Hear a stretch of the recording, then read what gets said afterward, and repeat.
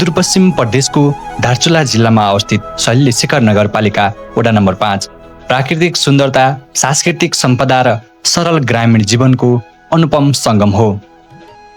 मुलुक सङ्घीय संरचनामा गएपश्चात ग्वाइनी गाविसका वडा नम्बर 6, 7, 8, 9 का विभिन्न गाउँहरू मिलेर 15.57% क्षेत्रफलमा फैलिएको यस ओडामा आज करिब 2132 जनसङ्ख्या भएको सुन्दर हिमाली भेगका रूपमा परिचित छ।